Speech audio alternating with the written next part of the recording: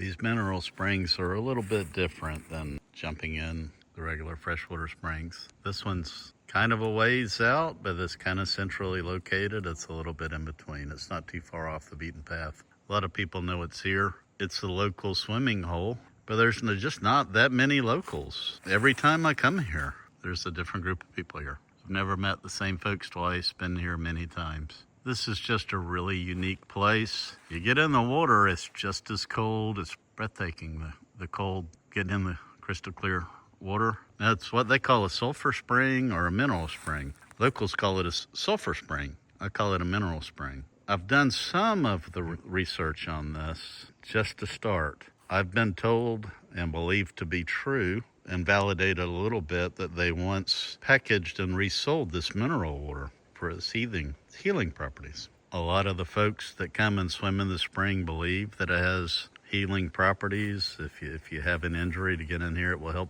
heal it.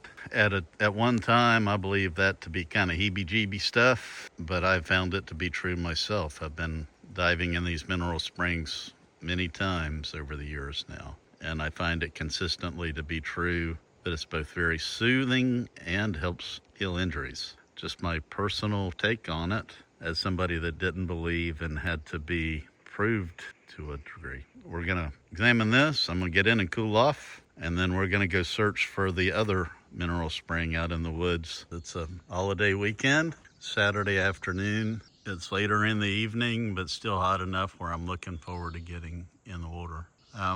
This rope swing, the interesting thing is it's unattended. There was a group of youngsters, locals that just left. They left the swimming hole unattended. This is just a wonderful place to visit. I actually expected it to be full of folks jumping in the water and cooling off. I grew up on the Rainbow River and know Rainbow Springs well. I don't even go there anymore. In fact, I sold my house on the Rainbow River. It's not what it once was. The river, the springs, the vibes, the community, none of it. This one, just as great to get into. It's mineral water, and it's also quiet on a summer holiday Saturday afternoon, which just adds a total different element to it. Totally unique plant community. What the folks have done over time is, because the spring was very shallow and not very good to swim in, they've dammed up the creek or the spring run. Now, the reason I'm showing this is, and that it's meaningful, is the dam has been overtopped. The river that it flows into on its way to the Gulf of Mexico is actually very high, and the water level is backed up. Now, on the Santa Fe and the Swanee River, the dark tannic water would back up in here and brown this out, and it would be a black, disgusting mess, even though it was cool. What makes this spring unique is, even though the water is higher over the improvised dam, it's not browned out. It generates enough water to push back the black tannic water from the river downstream. So there's a lot of unique qualities to this spring.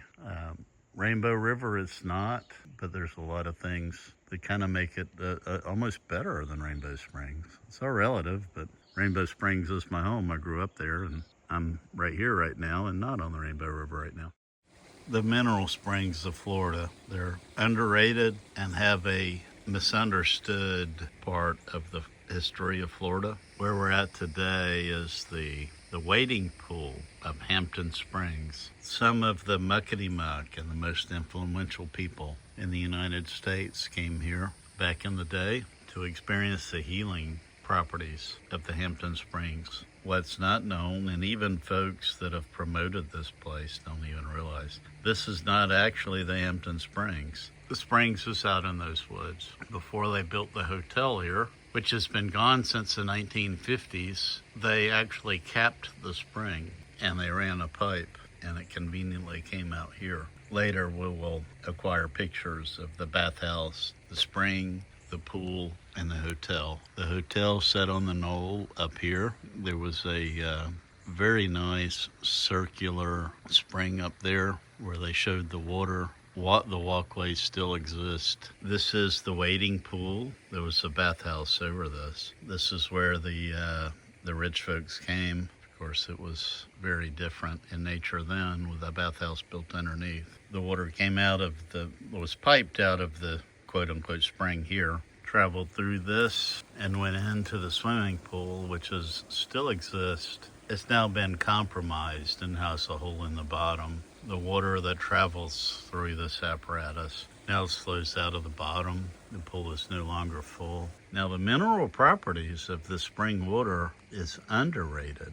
The first time I came to this place many years ago, I found it by accident. I was traveling through the area and I saw a road that said Hampton Springs Road. I had no idea what Hampton Springs Road was, but I was driving in a 1981 unair-conditioned Chevy truck in the middle of summer and spring. It caught my attention. I turned around and came back just because I wanted to get into some spring water because I was desperate to cool off and discover this totally cool place. It's been quite a number of years. I'm still unwinding the history of it, but we're getting closer.